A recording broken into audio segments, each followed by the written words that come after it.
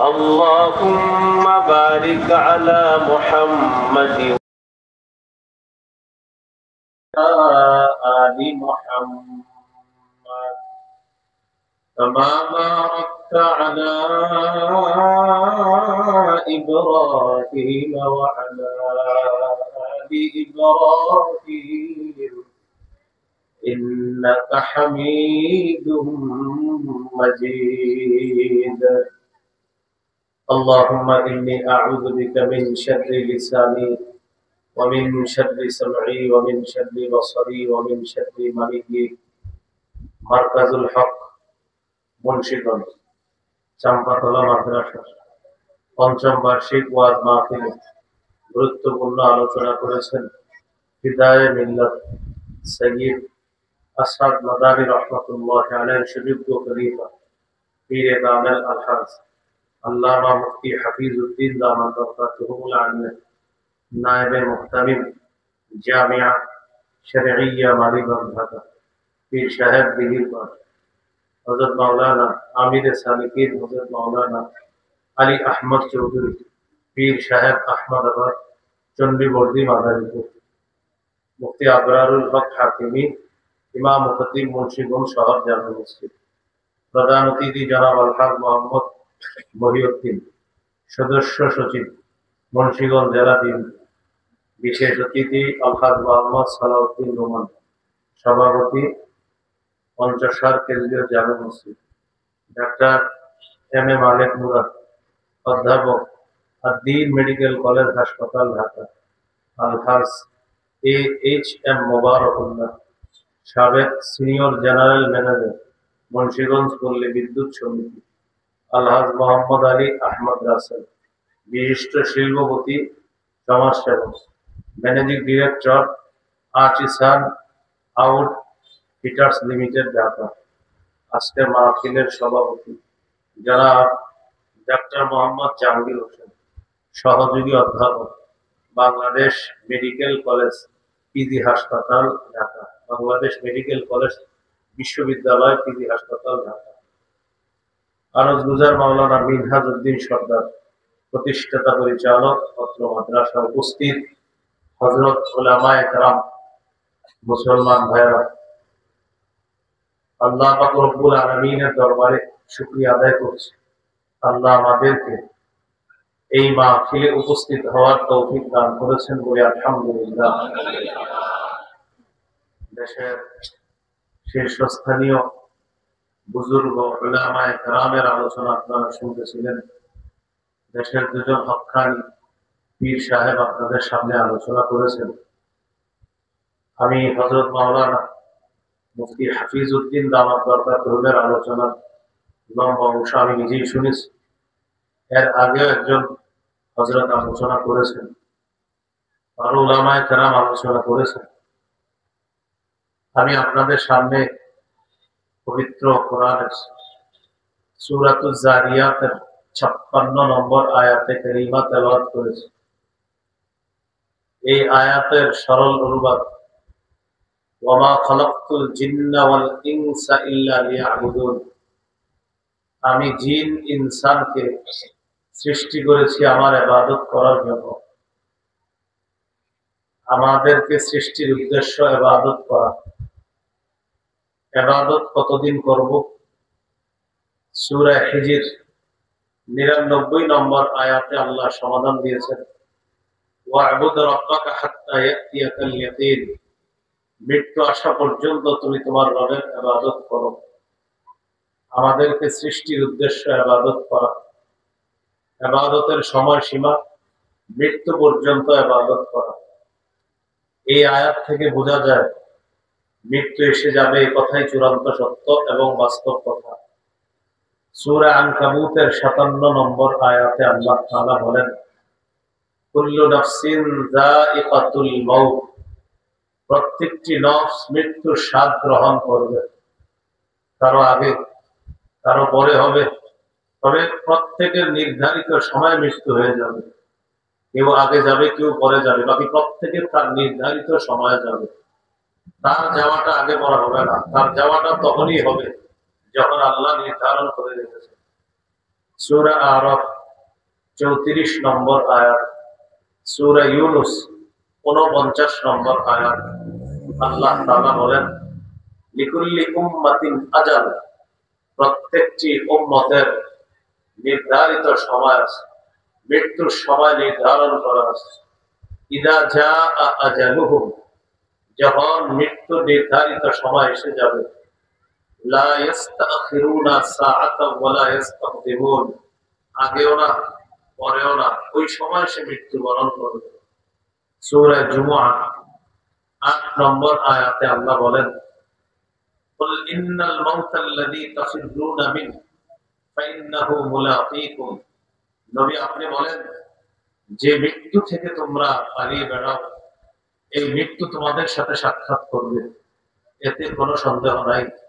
সূরা আহজাব 16 নম্বর আয়াতে আল্লাহ বলেন, কুল লা ইয়ানফাকুমুল ফিরারু ইন ফারারতুম মিনাল মাউত আওয়াল ফাত, নবী আপনি বলেন, যদি তোমরা মৃত্যু থেকে পালিয়ে বেড়াও, এই পালিয়ে বেড়ানো তোমাদের কোনো কাজে আসবে না, মৃত্যু এসে যাবে, এই কথাই চূড়ান্ত সত্য কথা। তিনটি গুরুত্বপূর্ণ কথা আমরা শিখে ফেললাম। 1 নম্বর, আমাদের সৃষ্টির উদ্দেশ্য ইবাদত করা। 2 নম্বর, মৃত্যু পর্যন্ত ইবাদত করা। 3 নম্বর, মৃত্যু এসে যাবে, এ কথা চূড়ান্ত সত্য কথা। এই তিনটি কথা আমরা শিখে ফেললাম। এর মধ্যে প্রথম যে কথাটি আমরা শিখলাম, সেটা হলো আমাদেরকে সৃষ্টি করেছেন আল্লাহ ইবাদত করার জন্য। এই জন্য হাজারো ব্যস্ততার মাঝে সময় বের করে আল্লাহর ইবাদত করার চেষ্টা করতে হবে।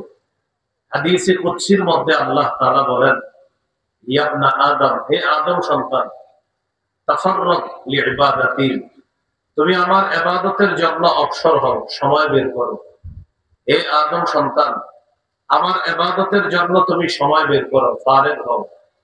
আমলা সাদরাকা গিনা ওয়া আসুদ্দা ফাকরাক, তুমি যদি তোমার হাজারো ব্যস্ততার মাঝে আমার ইবাদতের জন্য সময় বের করে ইবাদত করো, আমি আল্লাহ তোমার এই ভোগটাকে ধনাঢ্যতায় পরিপূর্ণ করে দেব। ওয়া আসুদ্দা ফাকরাক, আমি তোমার দারিদ্রতা দূর করে দিব। ওয়া ইল্লা তাফাল, যদি আমার ইবাদতের জন্য সময় বের না করো, লাম আসুদ্দা ফাকরাক, আমি তোমার দারিদ্রতা দূর করব না। আর তোমার এই যে 2 হাত, এই 2 হাত আমি কি করব, মালাকতু ইয়াদাইকা শুগলা, আমি তোমার এই 2 হাতকে ব্যস্ততায় পরিপূর্ণ করে দিব। ইবাদতের সময় পাবা না, চাইলেও ইবাদত করতে পারবা না, এত ব্যস্ত হয়ে পড়বা। এই ব্যস্ত বলতে বলতে ইমাম আলেম ওলামা সবাই বলবে ইবাদতের সময় পান না, জবাব হবে ব্যস্ততার কারণে সুযোগ বের করতে পারি না। এটা বলতে বলতে মৃত্যু হয়ে যাবে, আপনার ইবাদতের সুযোগ পাবেন না। তাহলে 1 নম্বর কথা, আমাদেরকে সৃষ্টি করেছে ইবাদতের জন্য। 2 মরণ পর্যন্ত ইবাদত, 3 মৃত্যু এসে যাবে, এই কথা সত্য কথা। আজকের আলোচ্য বিষয় এটি, আমাদেরকে সৃষ্টির উদ্দেশ্য কি করা, ইবাদত। ইবাদত সম্পর্কে 5টি কথা বলবো। এই 5 কথা শেষ, আলোচনাও শেষ হয়ে যাবে ইনশাআল্লাহ। আমরা মনোযোগ সহকারে এই 5টি কথা শুনবো। 1 নম্বর, ইবাদতের আবিধানিক পারিভাষিক অর্থ। 2 নম্বর, পবিত্র কোরআনে মৌলিকভাবে ইবাদতের সম্পর্কে কি বলা হয়েছে। 3 নম্বর, পবিত্র হাদিসে ইবাদত সম্পর্কে কি বলা হয়েছে।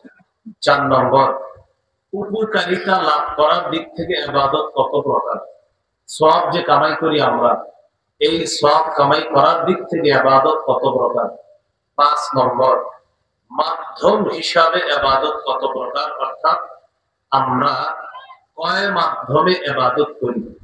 এই 5টি আলোচনা হবে, আলোচনাটা শেষ হয়ে যাবে ইনশাআল্লাহ। প্রথম আলোচনা, ইবাদতের আবিধানিক পারিভাষিক অর্থ। ইবাদতের আবিধানিক অর্থ, একটা কিতাব আছে নাম আল উবুদিয়্যা, এটার বাংলা হলো দাসত্ব। এই কিতাবের 23 নম্বর পৃষ্ঠা আছে, আল ইবাদা আসলু মানাহু আদ-দুল, ইবাদতের মূল অর্থ হলো নত হওয়া, বিনয় হওয়া, ছোট হওয়া। ইবাদতের আসল অর্থ হলো বিনয়ী হওয়া, নত হওয়া, ছোট হয়ে যাওয়া, এটা হলো ইবাদতের মূল অর্থ। আল ইবাদা ফিল ইসলাম একটা কিতাব আছে, এই কিতাবের 28 নম্বর পৃষ্ঠা আছে। ইবাদত এর আবিধানিক অর্থ হলো আল খুদু, বিনয়ী হওয়া। আল খুদু মানে বিনয়ী হওয়া, নত হওয়া, ছোট হওয়া।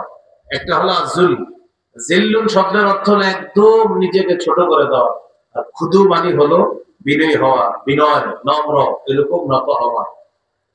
আরেকটা অর্থ 30 নম্বর পৃষ্ঠা আছে এই কিতাবে, ইয়াত্তাআতু মা গায়াতিল খুদু, চূড়ান্ত বিনয়ের সাথে আল্লাহর আনুগত্য করাকে ইবাদত বলে। আজকে এশার নামাজ যারা পড়েছেন, এশার নামাজে মুসল্লিদের মধ্যে যার নামাজটা, ইবাদতটা আল্লাহর কাছে চূড়ান্ত বিনয়ের সাথে হয়েছে, তার এশাটা আল্লাহর কাছে তত বেশি গ্রহণযোগ্যতা লাভ করছে। তাহলে ইবাদতের আবিধানিক অর্থ চূড়ান্ত বিনয়ের সাথে আল্লাহর আনুগত্য করা। আজকে থেকে মরণ পর্যন্ত প্রতিটি ইবাদত আল্লাহর জন্য যেন বিনয়ী হয়ে করতে পারি, আল্লাহ তৌফিক দান করুন। ইবাদতের পারিভাষিক অর্থ শাইখুল ইসলাম ইবনে তাইমিয়া রাহমাতুল্লাহি আলাইহি বলেন, ইবাদতের পারিভাষিক অর্থ হলো ইবারাতুন, এমন জিনিসকে বলা হয় ইবাদত, ইসমুন লিকুল্লি জামিউন লিকুল্লি মা ইউহিব্বুহুল্লাহ ওয়া ইয়ারদাহু মিনাল আকওয়াল ওয়াল আ'মালি আয-যাহিরা ওয়াল বাতিনা। ইবাদত বলা হয় আমার, আপনার, আমাদের প্রকাশ্য কথা, প্রকাশ্য কাজ, গোপন কথা, গোপন কাজ, এটা যদি আল্লাহ পছন্দ করে এটাই ইবাদতে গণ্য হয়ে যাবে। যেমন আপনারা আমার সামনে এখন বসা, আমি এখন প্রকাশ্যে কথা বলতেছি, আপনারা আমার কথা প্রকাশ্যে শুনতেছেন। আমার এই বলা, এটা যদি আল্লাহ পছন্দ করে, আপনাদের এই মনোযোগ দিয়ে কথা শ্রবণ করা, এটা যদি আল্লাহ পছন্দ করে, নিঃসন্দেহে আমার বলা আর আপনাদের শ্রবণ করাটা ইবাদতের মধ্যে গণ্য হয়ে যাবে। আল্লাহ আমার বলা আর আপনাদের শ্রবণ করার কারণে সওয়াব দান করবেন। এটা হলো পারিভাষিক অর্থ। আমার আপনার প্রকাশ্য বলা, প্রকাশ্য করা, গোপনে বলা, গোপনে করা, এগুলো যদি আল্লাহ পছন্দ করেন এটাকেই ইবাদত বলা হয়। আল্লাহ আজকে থেকে আমাদের যত কথা, কর্ম, যত কাজ আছে, প্রকাশ্যে হোক গোপনে হোক, সব আল্লাহর জন্যই যেন করতে পারি, আল্লাহ তৌফিক দান করেন। এ হলো আজকের প্রথম আলোচনা, বিধানিক পারিভাষিক অর্থ। 2 নম্বর আলোচনা, পবিত্র কোরআনে ইবাদত মৌলিক ভাবে 2 প্রকার। 1 নম্বর আল উবুদিয়াতুল আম্মাহ, 2 নম্বর আল উবুদিয়াতুল খাসসা। 1 নম্বর হলো সাধারণ দাসত্ব, 2 নম্বর বিশেষ দাসত্ব। সাধারণ দাসত্বের মধ্যে সবাই অন্তর্ভুক্ত, বেঈমানরাও সাধারণ দাসত্বের মধ্যে অন্তর্ভুক্ত। বেঈমান কিভাবে দাসত্বের অন্তর্ভুক্ত? মুমিনরা অসুস্থ হয়, তারা মেনে নেয় যে এই অসুস্থতা দেওয়ার মালিক আল্লাহ।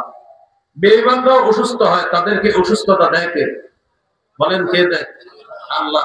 চাইলেও ঠেকাইতে পারে না, এই যে না চাইলেও মেনে নিচ্ছে, এটা হলো তাদের দাসত্ব। তারা না চাইলেও এই ফয়সালা মেনে নিতেছে যে তার জ্বর হয়েছে, তো জ্বর তো আল্লাহ দিছে, ও আল্লাহরে মানে না, কিন্তু ফয়সালা মেনে নিচ্ছে।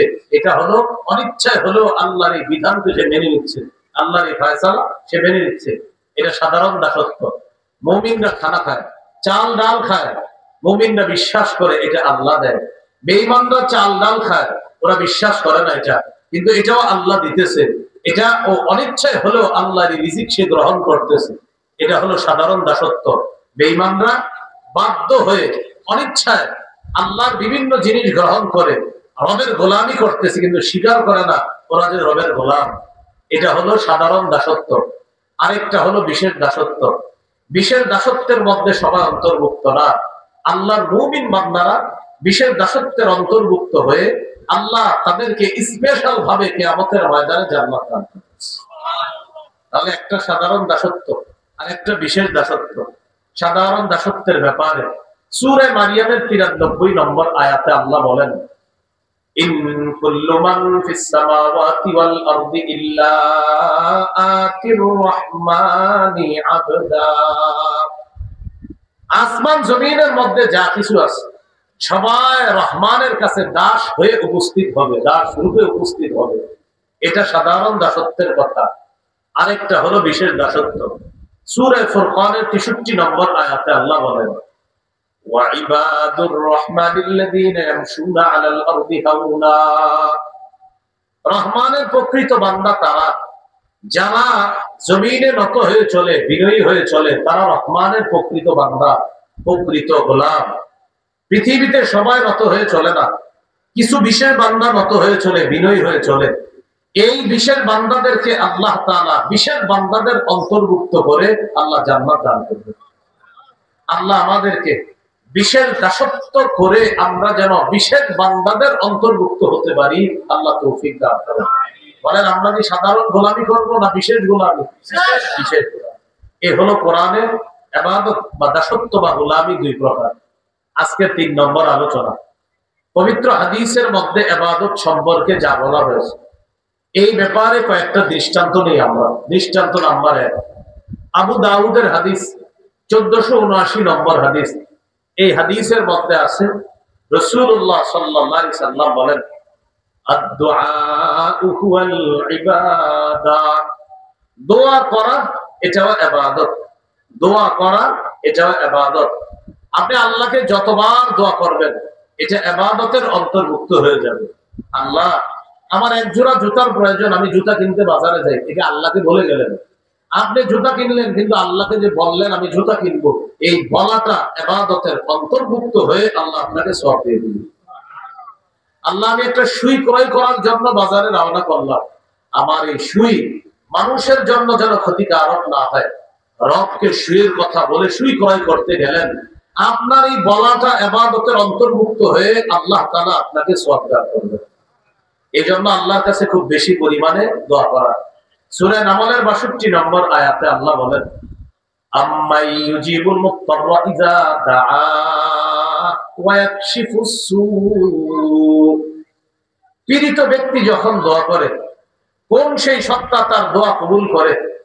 পীড়িত ব্যক্তি যখন দোয়া করে, কে সেই সত্তা তার দোয়ায় সাড়া দেয়, তার আহ্বানে সাড়া দেয় এবং ওয়া ইয়াকশিফুস সূআ, বিপদ আপদকে দূর করে দেয়, কে সেই সত্তা? আওয়াজ দিয়ে বলেন, তিনি কে? আল্লাহ। এই জন্য আল্লাহর কাছে দোয়া করা এটা ইবাদত। যত বেশি দোয়া করবেন এটা ইবাদতের অন্তর্ভুক্ত হবে। আল্লাহ তাআলা বলেন, ওয়াকালা রাব্বুকুম উদউনি আস্তাজিব লাকুম। এই আয়াতের অনুবাদ, তোমাদের রব বলেন তোমরা আমাকে ডাকো।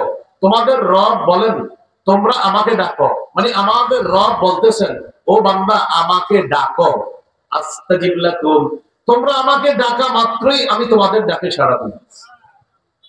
তোমরা ডাকা মাত্রই তোমাদের ডাকে সাড়া দিই। আমার সাথে বলেন, হে আল্লাহ, আমাদেরকে ঈমানি মৃত্যু নসিব করেন। এই যে আল্লাহ বলে ডাক দিছি, আল্লাহ প্রত্যেকের ডাকে সাড়া দিচ্ছে। ডাকা মাত্রই আল্লাহ সাড়া দেয়, আল্লাহকে ডাকা মাত্রই সাড়া দেয়। এখন কথা হলো সাড়া দেওয়া আর মঞ্জুর করা দুই বিষয়। একটা হলো আমি বলা মাত্র সাড়া দিছে, হ্যাঁ, সাড়া দেওয়ার পর আমার এই বিষয়টা আল্লাহ মঞ্জুর করবে কিনা এটা আল্লাহ তাআলা জানেন, মঞ্জুর করবে কিনা।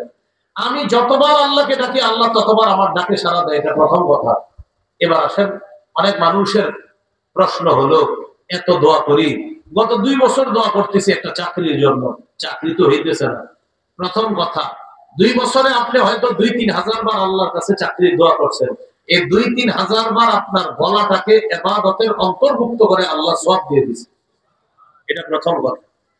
এবার আসেন, আপনি দোয়া করার যখন করবেন আল্লাহর কাছে, 4টি কথা মাথায় রেখে আজকে থেকে যত দোয়া করব 4 কথা মাথায় রাখবো। বলেন, আজকে থেকে যত দোয়া করব কয় কথা মাথায় রাখবো?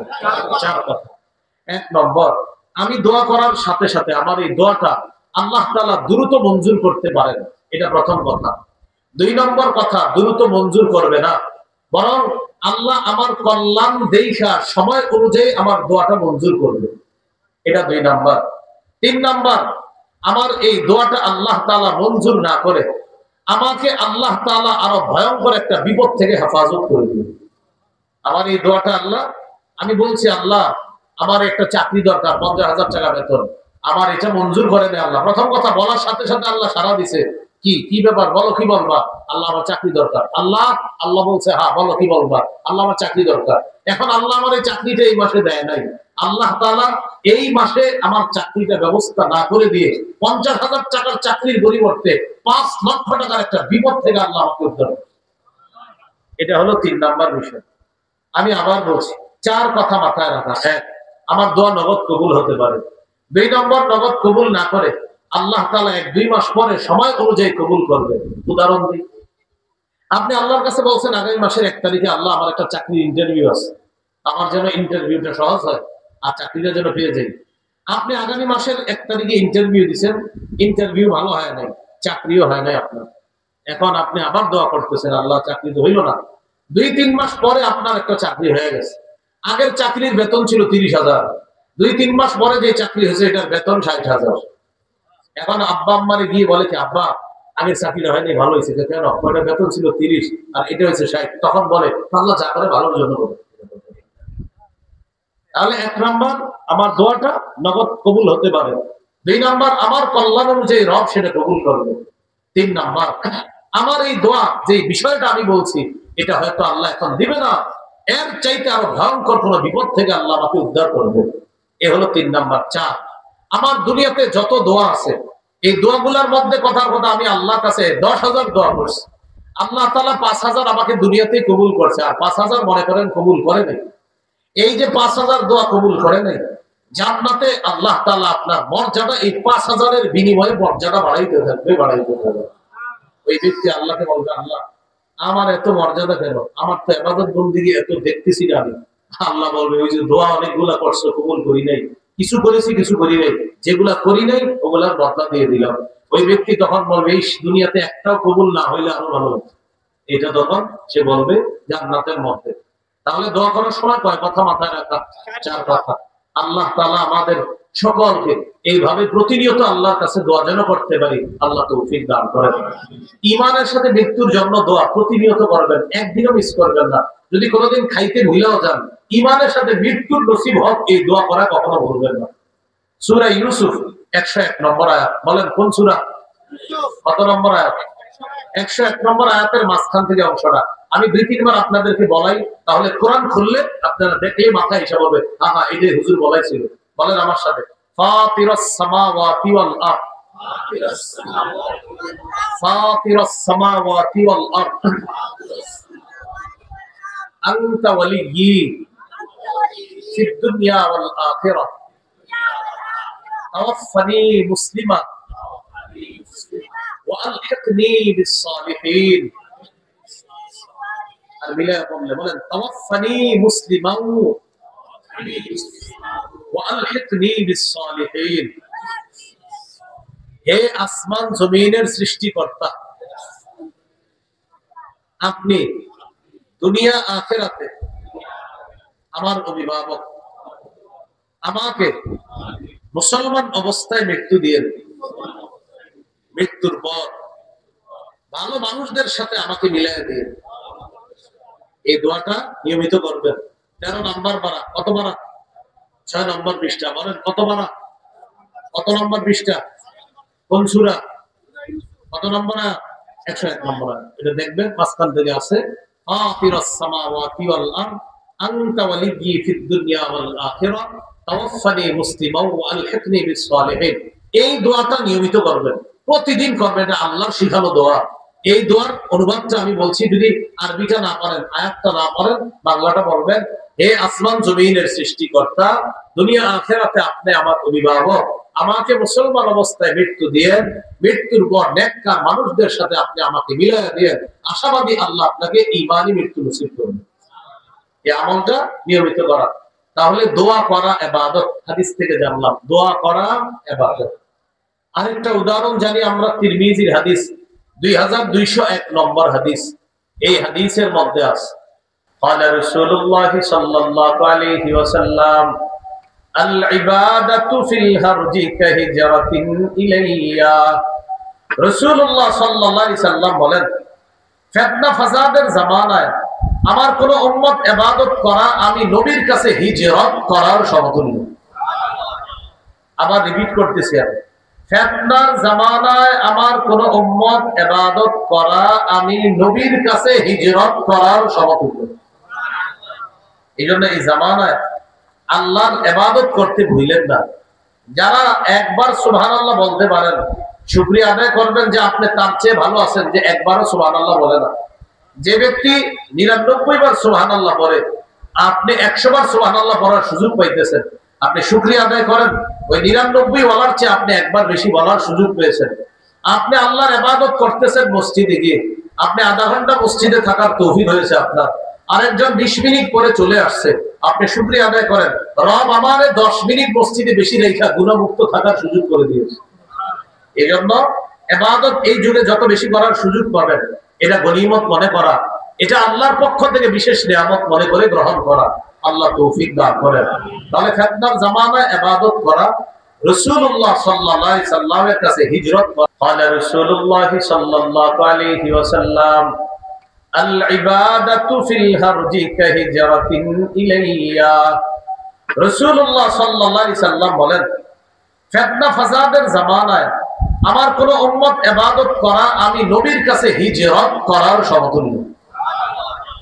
আবার রিপিট করতেছি, আমি ফিতনার জামানায় আমার কোন উম্মত ইবাদত করা আমি নবীর কাছে হিজরত করার সমতুল্য। এইজন্য এই জামানায় আল্লাহর ইবাদত করতে ভুলেন না। যারা একবার সুবহানাল্লাহ বলতে পারেন, শুকরিয়া আদায় করবেন যে আপনি তার চেয়ে ভালো আছেন যে একবারও সুবহানাল্লাহ বলে না। যে ব্যক্তি 99 বার সুবহানাল্লাহ পড়ে, আপনি 100 বার সুবহানাল্লাহ পড়ার সুযোগ পাইতেছেন, আপনি শুকরিয়া আদায় করেন ওই 99 বলার চেয়ে আপনি একবার বেশি বলার সুযোগ পেয়েছেন। আপনি আল্লাহর ইবাদত করতেছেন মসজিদে গিয়ে, আপনি আধা ঘন্টা মসজিদে থাকার তৌফিক হয়েছে আপনার, আরেকজন 20 মিনিট পরে চলে আসছে, আপনি শুকরিয়া আদায় করেন রব আমারে 10 মিনিট মসজিদে বেশি রেখা গুনাহমুক্ত থাকার সুযোগ করে দিয়েছে। এই জন্য ইবাদত এই যুগে যত বেশি করার সুযোগ পাবেন, এটা গনিমত মনে করা, এটা আল্লাহর পক্ষ থেকে বিশেষ নিয়ামত মনে করে গ্রহণ করা। আল্লাহ তৌফিক দান করেন। তাহলে ফিতনার জামানায় ইবাদত করা, রাসূলুল্লাহ সাল্লাল্লাহু আলাইহি সাল্লামের কাছে হিজরত করার সমতুল্য। আবু দাউদের হাদিসের বর্ণনা, রাসূলুল্লাহ সাল্লাল্লাহু আলাইহি সাল্লাম বলেন, ফিতনার জামানায় আমার এক উম্মতের ইবাদত আজরু 50 জনের সওয়াব আল্লাহ দান করবেন। ফিতনার জামানায় একজন ইবাদত করবেন, সওয়াব কয়জনের? সাহাবায়ে কেরাম বললেন, হুজুর এটা কোন 50 জন? এটা কি ওই জামানার 50 জন নাকি আমাদের 50 জন? কথাটা বুঝেন, এটা কি ফিতনার জামানার 50 জনের সওয়াব না আমাদের 50 জনের?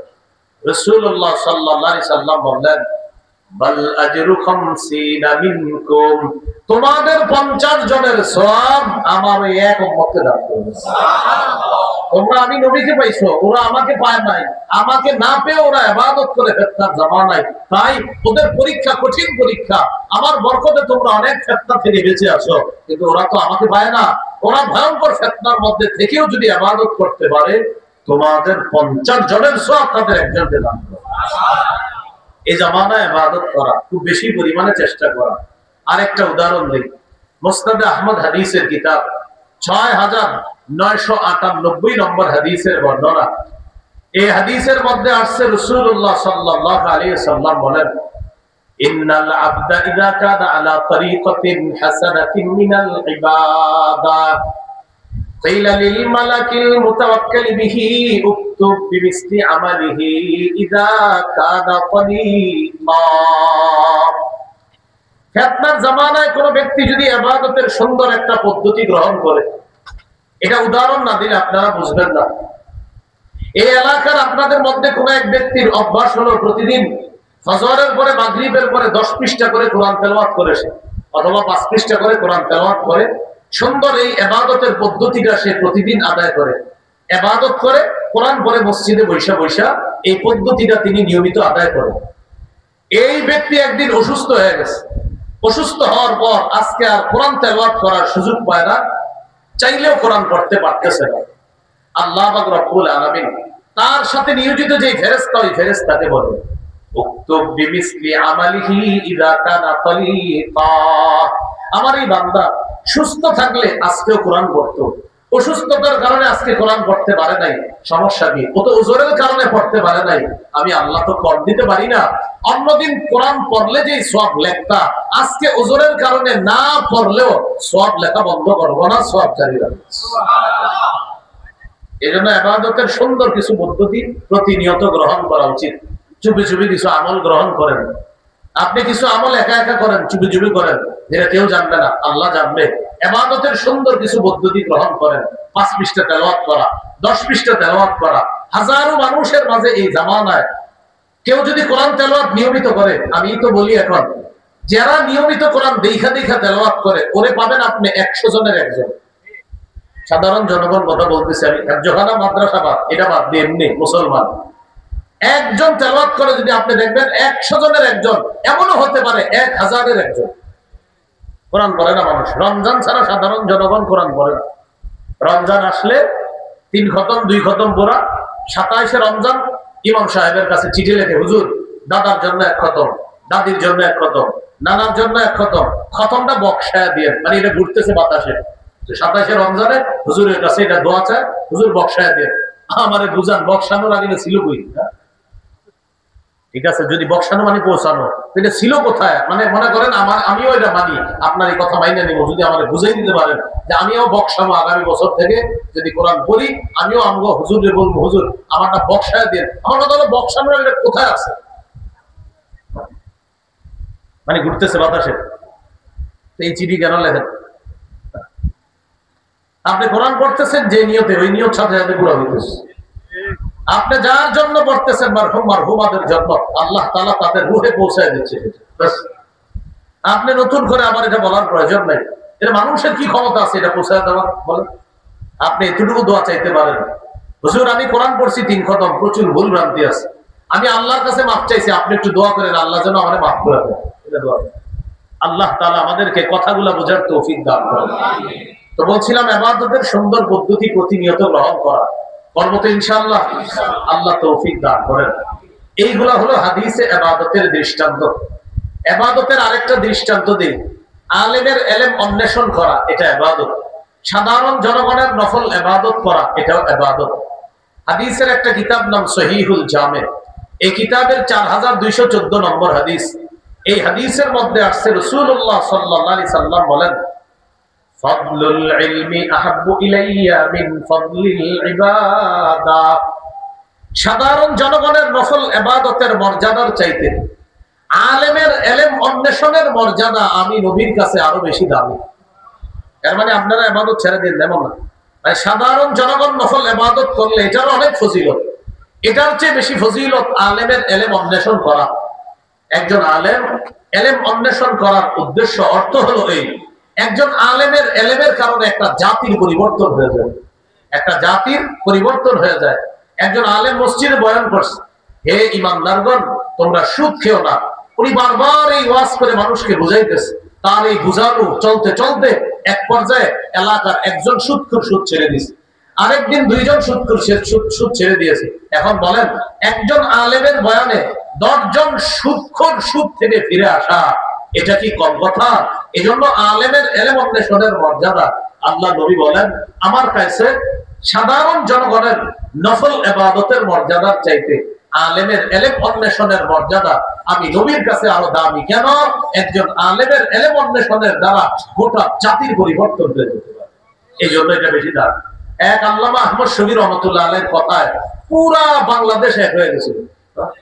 একজন মানুষ শুধু একটু বলছে, আপনারা আসেন সাপ্লাই আসেন, বাস একজন মানুষের কথার এত পাওয়ার কোত্থেকে আসলো বলেন? আলেমের ইলম অন্বেষণ, আলেমের তার ইলমের একটা পাওয়ার আছে, আর ইলম অনুযায়ী তিনি আমল করে তার আমলের আলাদা পাওয়ার আছে। কারণ ইলম অনুযায়ী আমল করা এটার অনেক বড় যোগ্যতা, অনেক বড় ফজিলতের বিষয়। হযরত আলোচনা করছে আমার আগে, উনি বললেন, ইদা রাকাল ইমামু ফারকাউ। হাদিসে আসছে ইমাম সাহেব রুকু করলে তোমরা রুকু করো, বললেন না কথাটা? এখন এক ব্যক্তি রুকু করে কিন্তু ইমামের সাথে রুকু করে না, কেন? তার মধ্যে সেই জ্ঞান নাই যে ইমামের সাথে যদি আমি রুকু না করি তো আমার রুকু আদায় হবে না। এখানে ইলমের অভাব। আমল ঠিকই করছে, রুকু আমলটা করছে, কিন্তু ইলম না থাকার কারণে সময় মতো আমলটা করে নাই। তার ইলমে ছিল না এটা যে রুকু যদি আমি ওনার সাথে না করি তো আমার এই রুকু কবুল হবে না, এটা তার ইলমের মধ্যে নাই। অনেক মানুষ ভুল করে দেখবেন, 1 রাকাত পায় নাই, উনি করে কি জানেন? মসজিদে গিয়ে আল্লাহু আকবার বলে আগে 1 রাকাত পড়ে, পড়ে আর করে হুজুরুল্লাহ দাঁড়ায় মসজিদে আল্লাহু আকবার 1 রাকাত পড়ে, বাস। মানে উনি বুঝায় যে আমি 4 রাকাত নামাজে আইসা 1 রাকাত পাইছি না, আমি মোটামুটি শর্ট পদ্ধতিতে 1 রাকাত করে ফেলছি, বাকি 3 রাকাত হুজুরের সাথে আছি। উনি আসসালামু আলাইকুম করে আসসালামু আলাইকুম, সুন্দর উনি চলে গেছে, নামাজ হয়েছে।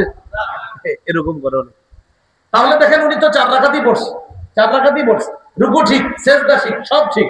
এলেম না থাকার কারণে ইবাদতটা সঠিকভাবে হয় নাই। এই জন্য নবীজি বলছেন আলেমের এলেম অন্বেষণের মর্যাদা কেন দাম? কারণ আলেমের এলেমে অন্যান্য সাধারণ জনগণের ইবাদতটা সুন্দর হয় এবং সঠিক হয়। এটা আলেমের এলেম অন্বেষণের ফল। আল্লাহ আমাদেরকে বোঝার তৌফিক দান করেন। এইগুলো হাদিসে ইবাদত। আজকের 3টা আলোচনা শেষ। আবিধানিক পারিভাষিক অর্থ গেছে, নত হওয়া, বিনয় হওয়া, আমার কথা কাজ কর্ম আল্লাহ পছন্দ করা, আবিধানিক পারিভাষিক। 2 নাম্বার সাধারণ দাসত্ব, বিশেষ দাসত্ব, কোরআন থেকে জানলাম। 3 নাম্বার গেল হাদিসে ইবাদত সম্পর্কে। আজকের 4 নাম্বার আলোচনা, সওয়াব কামাই করার দিক থেকে ইবাদত 2 প্রকার। বলেন তো কি বলছি? মানে আমরা ইবাদত করি একটা উদ্দেশ্য আছে, তো সওয়াব দিবে আল্লাহ। এই সওয়াব কামাই করার দিক থেকে ইবাদত কয় প্রকার? 1 নম্বর নিজে ইবাদত করে সওয়াব কামাই করা। 2 নম্বর অন্যের সাহায্যে ইবাদত করে সওয়াব কামাই করা। আমি আবার বলছি, সওয়াব কামাই করার দিক থেকে ইবাদত 2 প্রকার। 1 নিজে ইবাদত করে সওয়াব কামাই করা, 2 অন্যের সাহায্যে ইবাদত করে সওয়াব কামাই করা। নিজে ইবাদত করে সওয়াব কামাই করা, যেমন ফজরের আগে 2 রাকাত সুন্নাত, এটা কি অন্যের সাহায্যে হয় না একা একা? যোহরের আগের 4 রাকাত, যোহরের পরে 2 রাকাত, এগুলা কি অন্যের সাহায্যে না একা একা? একা একা। মাগরিবের পরে 2 রাকাত, এশার পরে 2 রাকাত, এই যে সুন্নত গুলা, এগুলা আমরা একা একা করি। এখানে মোট 12 রাকাত সুন্নতের কথা আছে। ফজরের আগে 2 রাকাত, যোহরের আগে 4 রাকাত, যোহরের পরে 6 রাকাত, মোট হলো 8 রাকাত। মাগরিবের পরে 2 রাকাত, মোট হলো 10 রাকাত। এশার পরে 2 রাকাত, মোট হলো 12 রাকাত। এই 12 রাকাত সুন্নত যদি কেউ নিয়মিত আদায় করে, ওয়াজাবাত লাহুল জান্নাত, তার জন্য জান্নাত ওয়াজিব হয়ে যায়। আমাদের সমাজে নতুন একটা ফিতনা বের হয়েছে, তারা নতুন নতুন ইসলাম শিখে। এমনি গত 20 বছর উনি ইসলাম পালন করছে, কিন্তু হঠাৎ 21তম বছরে এসে নতুন করে আবার ইসলাম শিখছে। শিখার পরে এখন ওনার নতুন এক প্রশ্ন এলাকায়, আচ্ছা সুন্নত না পড়লে কি কোনো গুনাহ হবে? এই প্রশ্ন এর কে জানি শিখিয়ে দিচ্ছে। নতুন ইসলাম শিখে প্রথম প্রশ্ন খতিব সাহেবের, ইমাম সাহেবের আইসা, হুজুর আপনার কাছে একটা গুরুত্বপূর্ণ বিষয় জানার ছিল আমার, সুন্নত না পড়লে কি কোনো গুনাহ হবে? এই কথা সে এলাকাবাসীরও শিখায়। পাল্টা আপনি প্রশ্ন করবেন, আপনি কি চান আপনার জন্য জান্নাত ওয়াজিব হোক বা না হোক? আপনার প্রশ্নের জবাব দিব, সুন্নত পড়লে গুনাহ হবে কিনা আগে বলেন। এইখানে যারা আছেন আপনার জন্য জান্নাত ওয়াজিব হোক, এটা কি আপনারা চান? তাহলে যেই ব্যক্তি এই কথা বলবে সুন্নত পড়লে গুনাহ হবে, তাকে বলবেন জান্নাত ওয়াজিব হোক, এটা কি আপনি চান কি চান না? যদি মুসলমান হয় সে বলবে অবশ্যই চাই, জান্নাত ওয়াজিব হোক। তখন বলবেন নবী বলছে দৈনিক 12 রাকাত সুন্নত যে পড়বে আল্লাহ তার জন্য জান্নাত ওয়াজিব করে দেবে। আপনার এই প্রশ্ন করেন না সুন্নত না পড়লে কি ক্ষতি, সুন্নত পড়লে জান্নাত ওয়াজিব হবে, এটা আপনি করেন গিয়ে জনগণকে সুন্নত থেকে আপনি বিমুখ করবেন না। মানুষ সুন্নত যদি ছেড়ে দেয় আস্তে আস্তে ফরজ থেকেও সে গাফেল হয়ে যাবে। সুন্নত ছেড়ে দিতে দিতে ফরজ থেকে সে গাফেল হয়ে যাবে। কিভাবে? আগে সুন্নত পড়ার জন্য ওই ব্যক্তি তাড়াতাড়ি মসজিদে আসতো, 10-20 মিনিট আগে মসজিদে চলে আসতো। ইদানিং কারা তারে বুঝাইছে ফরজটা বললেই হবে, তখন কি করে সে ফরজের শুরু হওয়ার 2-3 মিনিট আগে মসজিদে এসে ঢোকে, ফরজটা পড়ে আসসালামু আলাইকুম আসসালামু আলাইকুম বলে আবার দ্রুত চলে যায়। এটা ঠিক না, এটা অন্যায়, এটা আমরা সঠিক কাজ করতেছি না। নিয়মিত এই সুন্নত ছেড়ে দিবেন না, এটা কিন্তু আল্লাহর কাছে পানিশমেন্ট পাবেন নিয়মিত সুন্নত ছাড়া। আল্লাহ আমাদের সকলকে এই একক ইবাদত সুন্নত, এটা আমরা যেন নিজে নিজে করে সওয়াব কামাই করতে পারি, আল্লাহ তৌফিক দান করেন। মনে আছে সওয়াব কামাই করার দিক থেকে ইবাদত কয় প্রকার? 1 নাম্বার নিজে ইবাদত করে সওয়াব কামাই করা, 2 নাম্বার অন্যের সাহায্যে ইবাদত করে সওয়াব কামাই করা। তাহলে নিজে ইবাদত করে যেটা আমরা জানলাম সুন্নত নামাজ পড়া, আরেকটা হলো কোরআন তেলাওয়াত করা, নিজে নিজে বললেন। তিরমিজির হাদিস 2909-2910 নম্বর হাদিস, এই 2 হাদিসের মধ্যে আছে খায়রুকুম মান তাআল্লামাল কুরআন ওয়া আল্লামা, তোমাদের মধ্যে সর্বোত্তম ওই ব্যক্তি যে কোরআন শিখে অন্যকে শিখায়। যে কোরআন শিখে, কোরআন শিক্ষা করা এটা একটা ইবাদত, অন্যকে শিখানো এটা একটা ইবাদত। এরপরের হাদিসে নবী বলেন মান ক্বারা হারফাম মিন কিতাবিল্লাহ ফালাহু বিহি হাসানা ওয়াল হাসানাতু বিআশরি আমসালিহা, কেউ যদি কোরআনের একটি অক্ষর পড়ে তার আমলনামায় 10টি নেকি লিপিবদ্ধ হয়ে যাবে। এখন আপনি কোরআনের একটি অক্ষর বললেন, আপনার আল্লাহ তাআলা আপনার আমলনামায় 10টি নেকি দান করবে। আমার সাথে বলেন তো আলহামদু। আলহামদু। হামজা লাম জবর আল, হামিম জবর হাম, আলহাম দাল পেশ দু, আলহামদু। আলহামদু। আমরা এই পর্যন্ত আলহামদু এটা মোট বলে ফেলছি আমরা 7 বার। আমি বলছি 7 বার, আপনারা 6 বার। আপনারা পাইছেন 300 নেকি, আমি পাইছি 350 নেকি। কত নেকি? আপনাদের যদি আরো 50 দরকার হয় বলেন আলহামদু। আমার আবার 400 হয়ে গেছে, আপনাদের 350। এবার আপনাদের 400 হয়ে গেছে। কেন? হামজা লাম হা মিম দাল 5 অক্ষর, কোনো সন্দেহ নাই 50 নেকি। এখন আপনি মসজিদে গিয়ে সুন্নত পড়ছেন, পড়ার পর দেখতেছেন এখনো জামাতের 5 মিনিট বাকি আছে। আপনি বৈশা বৈশা যে সূরাগুলা পড়েন পড়তে থাকেন, প্রতিটা অক্ষরে 10টা নেকি আপনি কামাই করতে পারেন। মসজিদে মুসল্লিরা গেলে এতবার ঘড়ির দিকে তাকায়, পৃথিবীর অন্য কোনো কাজে এতবার ঘড়ির দিকে তাকায় না যতবার মসজিদে গেলে ঘড়ির দিকে তাকায়। পাসপোর্ট অফিসের লাইনে দাঁড় করান, ফজরের আগে গিয়ে দাঁড়াবেন, আইডেন্টি কার্ডের জন্য ফজরের আগে গিয়ে দাঁড়াইছে, সিরিয়াল পাবে আসরের আগে দাঁড়াইছে, ফজরের আগে সিরিয়াল পাবে আপনার, মানে আসরের আগে দাঁড়ায় থাকে। প্রস্রাব করতে গেলে ভাই একটু দেখেন, আমি আইতেছি বুঝলা যায়, আরে খুব অবস্থা খারাপ, এর কোনো সমস্যা হয় না, দাঁড়ায় রয়েছে পানি খাইতেছে। যদি সমস্যা হয় যায় না, খিদা লাগছে, তুই নিয়ে খারাই রয়েছে, তুই নিয়ে দাঁড়ায় রয়েছে, বন আনে রুটি আনে, সব সিরিয়ালে দাঁড়ায় রয়েছে, ঘড়ির দিকে উনি তাকায় না। মসজিদে গেলেই সবাই পিছনে ঘড়ি যদি থাকে আর কি ওই সাইডে। আর যদি ইমাম সাহেব 1 মিনিট দেরি হয় কোনো কারণে, সবাই মিছিল দিয়ে একসাথে তাকাবে। মিছিল মানে ওটা 2 একজন, পুরা মিছিল, এভাবে পুরা মিছিল। যদি 1 মিনিট ইমাম সাহেবের আসতে দেরি হয় তখন কিভাবে তাকায়? মিছিল মিছিল দিয়ে। আমারে বলেন তো 1 মিনিট মসজিদে বেশি ছিলেন, লস হয়েছে? আবার বলেন লস হয়েছে? কেন এইভাবে একসাথে মিছিল দিয়ে তাকাইলেন? উনি তো ডেলি দেরি করে নাই, হয়তো 1-2 দিন ওনার 2-1 মিনিট দেরি হয়ে গেছে, বাস পুরা মিছিল দিয়ে। আল্লাহ বাঁচাক যদি আপনার কোনো কারণে এই যে একদিন দেরি হয়েছে 1 মিনিট, 10-12 দিন পরে আবার 2 মিনিট তখন করে, বেতন কি কম দেই? ওনার কি বেতন কি কম? আর কি ইদানিং এমন করে কেন? 2 মিনিট 1 মিনিটে শুরু হয়ে গেছে, উনি ইদানিং এমন করে কেন? আর এই কথাগুলো ওই মানুষগুলা বেশি বলে দেখবেন আপনার, যারা হঠাৎ মুসল্লি। কি মুসল্লি? মাঝে মাঝে আসে। আল্লাহ আমাদেরকে হেফাজত করেন। তাহলে নিজে ইবাদত করে সব কামাই করা, মসজিদে বসে রয়েছেন সব কামাই করেন, সুবহানাল্লাহ, আলহামদুলিল্লাহ, লা ইলাহা ইল্লাল্লাহ, আল্লাহু আকবার। জান্নাতে যদি আল্লাহ আপনাকে নেয়, আল্লাহ আমাদের সকলকে জান্নাতি বানায় দেন। জান্নাতে কোনো আফসোস থাকবে না, জান্নাতীদের একটা আফসোস থাকবে, ইস আমি দুনিয়াতে আরেকবার কেন বেশি সুবহানাল্লাহ বললাম না, আমি দুনিয়াতে ওই সময়টা আরেকটু কেন কাজে লাগাইলাম না, তাহলে আমার এই স্থানটা এখানে না হয়ে আরো ঊর্ধ্বে হইতো আমার স্থান। এই আফসোসটা প্রতিটা জান্নাতীর থাকবে। আল্লাহ আমাদেরকে নিজস্ব ইবাদত গুলা খুব বেশি পরিমাণে করে সওয়াব কামাই করার তৌফিক দান করেন। আরেকটা হলো অন্যের সাহায্যে ইবাদত করে সওয়াব কামাই করা, যেমন জামাতের সাথে নামাজ পড়া। কিসের সাথে নামাজ পড়া? জামাতের সাথে নামাজ পড়া। একাকী নামাজ পড়ার চাইতে জামাতের সাথে নামাজ পড়লে আল্লাহ তাআলা 27 গুণ বেশি সওয়াব দান করবেন। তাহলে বলেন তো 27 গুণ বেশি সওয়াবের জন্য নামাজটা কি একা পড়লে হবে নাকি অন্যের সাহায্যে পড়তে হবে? জামাতে নামাজ একা হয় না, কমপক্ষে 2 জন লাগে। তাহলে ইমাম সাহেব, এজন্য ইমামের সাহায্যে জামাতের নামাজ পড়লে আল্লাহ 27 গুণ বেশি সওয়াব দিবে। এজন্য ওনার বেতন বাড়াইতে গিয়ে 500 বাড়াইতে 5 মাস আমরা মিটিং করব যে আসলে কি বাড়াবো না বাড়াবো না, আর উনি টাকা এত দিয়ে কি করে আসলে এরকম করবো আমরা, এটা এমনি বললাম আপনাদেরকে। তো যাই হোক, একটা হলো নিজে ইবাদত করে সওয়াব কামাই করা, আরেকটা অন্যের সাহায্যে ইবাদত করে সওয়াব কামাই করা। আল্লাহ আমাদের সকলকে নিজস্ব ইবাদত গুলা এবং অন্যের সাহায্যে যে ইবাদত গুলা করি প্রতিটা ইবাদত গুরুত্ব সহকারে করার তৌফিক দান করেন। এ হলো আজকের 4 নাম্বার আলোচনা, আজকের সর্বশেষ আলোচনা।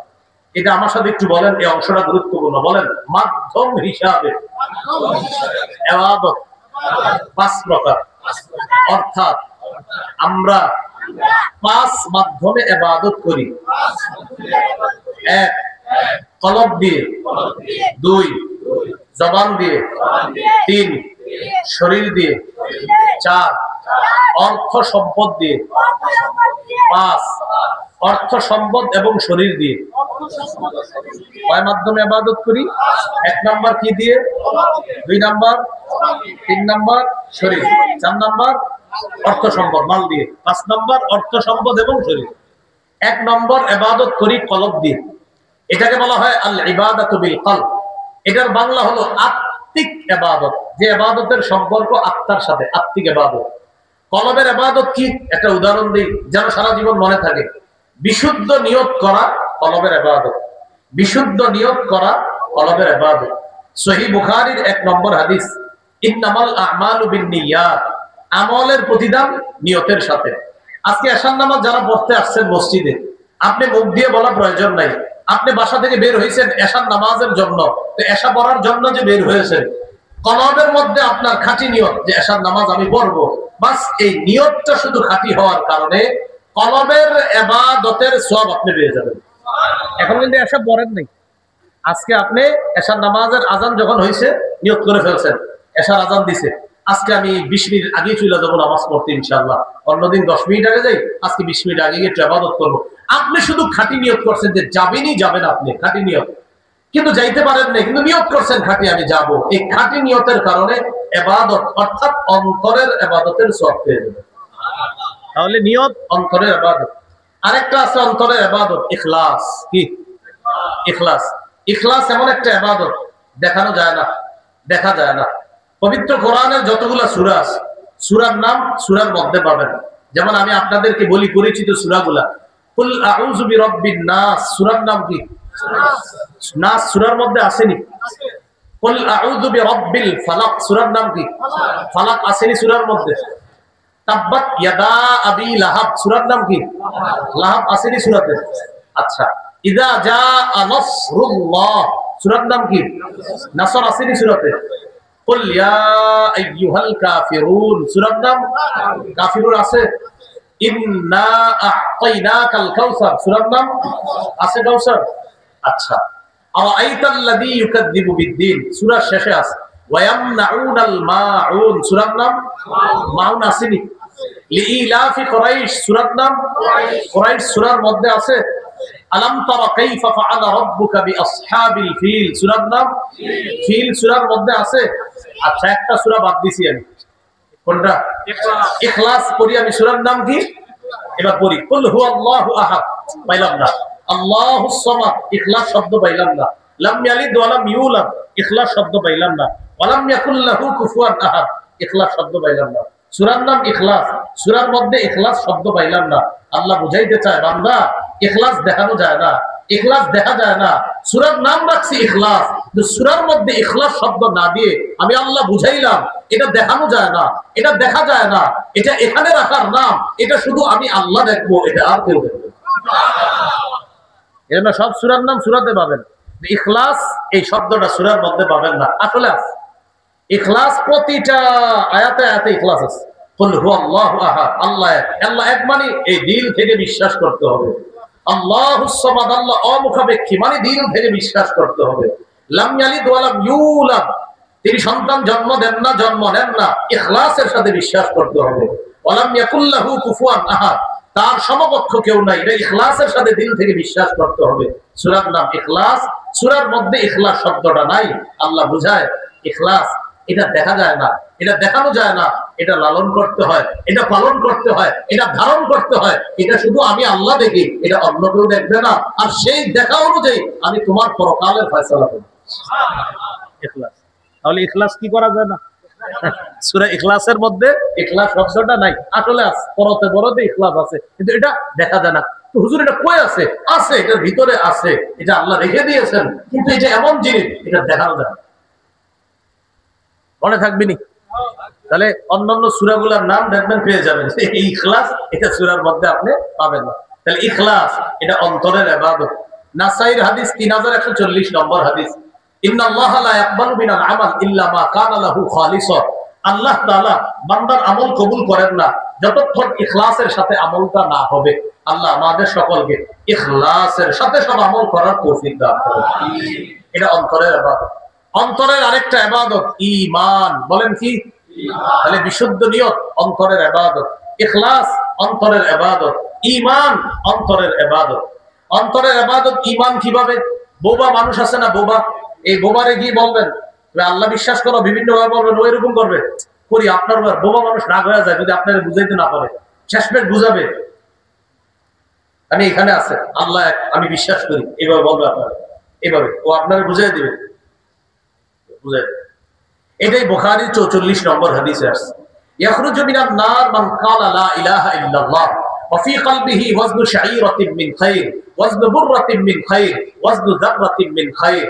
যার অন্তরে গম পরিমাণ, যার অন্তরে জব পরিমাণ, যার অন্তরে অনু পরিমাণ ঈমান থাকবে, সে একদিন জাহান্নাম থেকে বের হয়ে আল্লাহর জান্নাতের মেহমান হবে।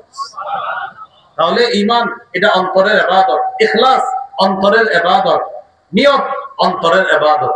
আরেকটা আত্মিক ইবাদত আছে, সেটা হলো সুন্দর চিন্তা ভাবনা করা। আমি 30 সেকেন্ড আপনাদেরকে নিয়ে একটু চিন্তা করি, আপনারাও করতে পারেন।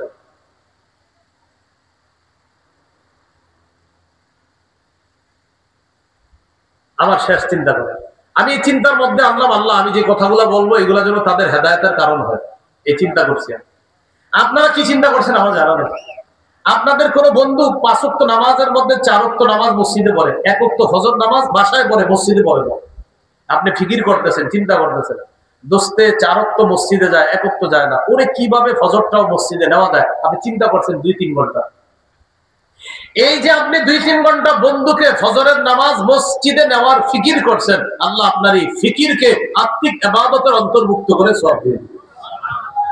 মনে থাকবেন ইনশাআল্লাহ। আল্লাহ আমাদের সকলকে আত্মিক ইবাদত যেন আমরা সুন্দরভাবে করতে পারি, আল্লাহ তৌফিক দান করেন। মনে আসেনি কয় মাধ্যমে ইবাদত করি? এক কি দিয়ে? কলব। 2 নম্বর জবান দিয়ে। এটাকে বলা হয় আল ইবাদাতু বিল লিসান। এটাকে বলা হয় আল ইবাদাতু বিল লিসান বা মৌখিক ইবাদত। মৌখিক ইবাদত কি? মৌখিক ইবাদতের শ্রেষ্ঠ ইবাদত তিলাওয়াতুল কুরআন, কোরআন তেলাওয়াত করা। নাসাইর হাদিসে রাসূল সাল্লাল্লাহু আলাইহি সাল্লাম বলেন, ইকরাইল কুরআনা ফি 40, অন্তত 40 দিনে এক খতম কোরআন পড়ো। কয় দিনে? 40। পারলে 3 দিনে, না পারলে 7 দিনে, না পারলে 30 দিনে, না পারলে অন্তত 40 দিনে। প্রতিটা মুসলমান 40 দিনে এক খতম কোরআন পড়া মুস্তাহাব। কত মুসলমান 40 বছরও পড়ে নাই? কয় বছর? অনেক মুসলমান হয়তো 40 বছরও পিলা দেখে নেই। 40 দিনে এক খতম কোরআন পড়া অন্তত প্রতিটা মুসলমানের জন্য মুস্তাহাব আমল। 7 দিনে পড়তে পারেন, 3 দিনে পড়তে পারেন, 10 পারা করে হলে 3 দিনে, 7 মঞ্জিলে পড়লে 7 দিনে। আর যদি আপনি 3 পারা করে পড়েন 10 দিনে এক খতম, 1 পারা করে পড়লে 30 দিনে এক খতম। আর 40 দিনে যদি পড়েন সেটা আপনি মিলিয়ে মিলিয়ে যেভাবে 40 দিন পৌঁছাইতে পারেন এইভাবে পড়া। মাদ্রাসা ছাত্র যারা কিতাব বিভাগে আছে যারা, তারা তো 30 দিনে এক খতম কোরআন পড়া জরুরি। হাফেজ যারা আছে তাদের জন্য বিশেষ করে, হাফেজ সাহেব যারা, তারা নিচের ক্লাসে যখন থাকবে তখন তারা অন্তত 3 পারা করে তেলাওয়াত করা, একটু উপরের দিকে গেলে নিয়মিত 1 পারা তেলাওয়াত করা। এটা হাফেজ সাহেবরা। হাফেজ সাহেবরা কোরআন তেলাওয়াত না করলে ভুলে যাবে। সহিহ বুখারীর বর্ণনা, রাসূলুল্লাহ সাল্লাল্লাহু আলাইহি সাল্লাম বলেন, তাআহাদুল কোরআন, কোরআন চর্চা করো।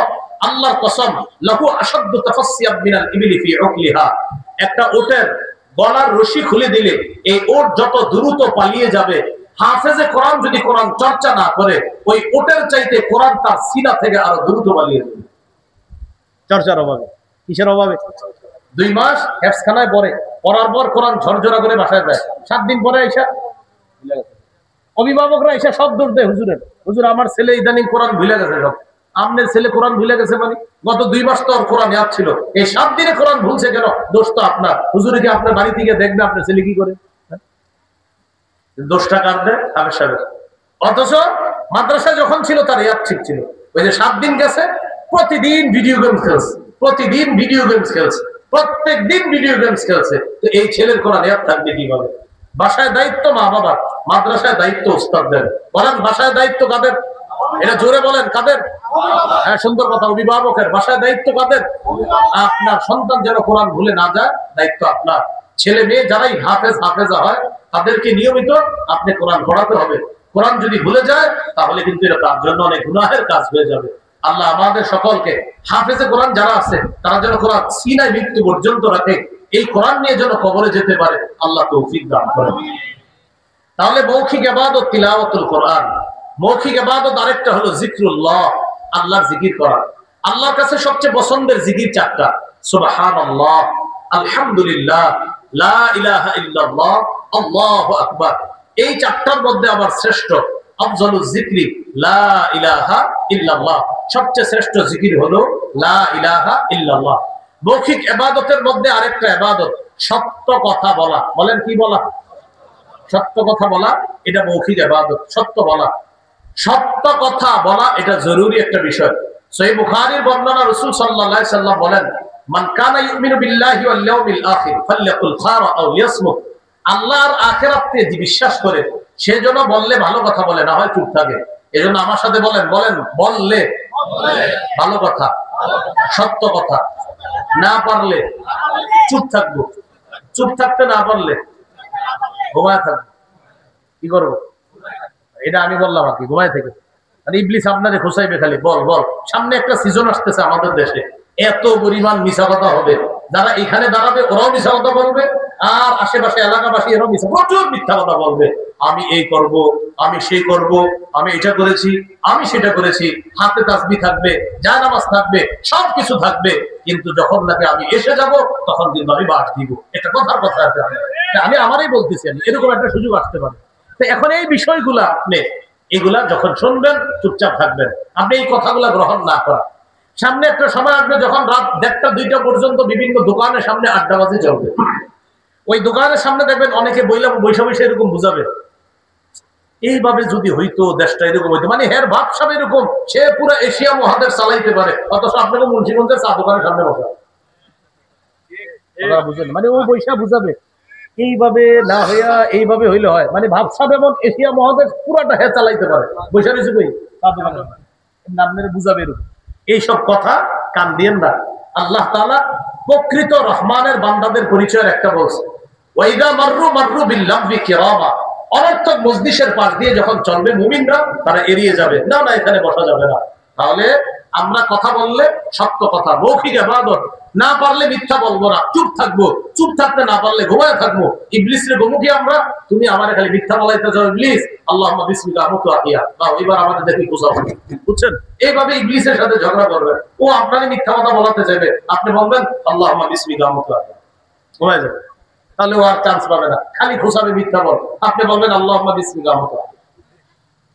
আল্লাহ আমাদেরকে মিথ্যা থেকে হেফাজত করেন। তাহলে তিলাওয়াতুল কোরআন মৌখিক ইবাদত, যিকরুল্লাহ মৌখিক ইবাদত, সত্য কথা বলা মৌখিক ইবাদত। আরেকটা আছে লা ইলাহা ইল্লাল্লাহ, মুখ দিয়ে বলা, এটা মৌখিক শ্রেষ্ঠ ইবাদত। মুখ দিয়ে লা ইলাহা ইল্লাল্লাহ বলা, এটা মৌখিক শ্রেষ্ঠ একটা ইবাদত। তাহলে আত্মিক ইবাদত গেল, মৌখিক গেল। 3 নাম্বার আল ইবাদাতু বিল জাসাদ, শারীরিক ইবাদত। শারীরিক ইবাদত কি? নামাজ। বলেন শারীরিক ইবাদত কি? নামাজ। আমার সাথে বলেন, হাজারো ব্যস্ততার মাঝে, জোরে জোরে বলেন, হাজারো ব্যস্ততার মাঝে একটি কাজ সর্বাধিক গুরুত্ব দিব, নামাজ। বলেন তো হাজারো ব্যস্ততার মাঝে কোন কাজটি সবচেয়ে গুরুত্ব দিব? স্কুল কলেজ ইউনিভার্সিটির ছাত্র ছাত্রী বোন যারা ভাইরা আছেন, আপনারা পর্দার আড়ালে বোনেরা, আপনারা টেবিলের সামনে লিখে রাখেন, হাজারো ব্যস্ততার মাঝে একটি কাজ সর্বাধিক গুরুত্ব দিতে হবে, নামাজ। অফিসের চেয়ারটার সামনে আপনি লিখে রাখেন, হাজারো ব্যস্ততার মাঝে একটি কাজ সর্বাধিক গুরুত্ব দিতে হবে, সেটা নামাজ। নামাজ যে যত বেশি গুরুত্ব দিবে, আল্লাহ তাআলা ওই বান্দাকে তত বেশি গুরুত্বপূর্ণ বান্দা বানাবে। একটা কাজ সবচেয়ে গুরুত্ব দেওয়া। আল্লাহ তৌফিক দান করেন, আল্লাহ আমাদেরকে তৌফিক দান করেন। মাহফিলের দিন, মাহফিলের টেনশনে অনেক সময় নামাজে অলসতা হিসাবে, অনেক সময় মাহফিলের টেনশনে, বিশেষ যারা বাস রোপণ করে, এই যে প্যান্ডেল করে, পেরেশানির কারণে নামাজ কথা ভুলা দেয়। মাইকম্যান ভাই যারা থাকে, কোথায় এরা আসেনি, পেরেশানির কারণে ওরা অনেক সময় নামাজ পড়ে না। আপনার তো মাশাআল্লাহ নামাজি মনে হয়, আপনার সাথে সাঙ্গপাঙ্গ ছাত্ররা ওরা পড়েনি, ওদেরকে পড়াইতে হবে। বইলা ফেললাম আপনার, সমস্যা নেই, আপনি ওদেরকেও পড়াইতে হবে না, আপনার আল্লাহ ধরবে, কিন্তু আপনি ওদের দায়িত্বশীল। তাহলে উনি কাদের দায়িত্বশীল? ওনার সাথে যারা আছে তাদের দায়িত্বশীল তিনি তাদের তদারকি করতে হবে। আল্লাহ ব্যবসায় বরকত দিবে, আপনি তাদেরকেও নামাজ পড়াবেন, ইনশাআল্লাহ আল্লাহ বরকত দান করবেন। তাহলে সর্বক্ষেত্রে সবচেয়ে গুরুত্ব দিব আমরা নামাজ, হাজারো ব্যস্ততার মাঝে। এটা প্রত্যেকে, আপনি আমি আমার পকেটে রাখবো, আপনি আপনার পকেটে রেখা দেন এই লেখাটা। বাচ্চাকে স্কুলে যাওয়ার সময় বলে দিবেন, বাবা নামাজের সময় হলে নামাজটা পড়ে নিবা, জোহরের সময় জোহরটা পড়বা, বাড়িতে আসার সময় যদি আসরের সময় হয়ে যায় তুমি আসরের নামাজটা পড়ে নিবা। এইভাবে আপনি সন্তানকে প্রতিদিন বলেন, প্রত্যেকদিন সন্তানকে এই কথাটা বললেন, মনে থাকবে তো ইনশাআল্লাহ। এটা হলো শারীরিক ইবাদত 3 নাম্বার। 4 নাম্বার শেষ করে দিচ্ছি, মালি ইবাদত, আর্থিক ইবাদত। যাকাত দেওয়া সবচাইতে শ্রেষ্ঠ আর্থিক ইবাদত, যাকাত দেওয়া। অনেক মানুষ আছে যাদের উপর 1 লাখ টাকা যাকাত খরচ হয়, কথার কথা, দিছে 30,000 টাকার যাকাত, বাকি আছে কত? 70,000। বলেন 70,000 সাপ, কয় হাজার সাপ হবে? বলেন অনাদায়ী যাকাত সাপ হবে। তাহলে 30,000 দিল আর 70 কি হবে? সাপ। এক ব্যক্তি 30,000 টাকার যাকাত দিল, বাকি আছে 70,000। যাকাত দিয়ে ফেসবুকে লেখে, আমি নিজেকে হালকা অনুভব হচ্ছে, এখন যাকাতটা আদায় করে দিয়েছি, আপনারাও যাকাত আদায় করে দিবেন। যাকাতের লুঙ্গি আর শাড়ি আর কিছু মানুষের ছবি ফেসবুকে দিয়ে দেয়, যারা এর বাড়ির সামনে সিরিয়াল ধরে আছে।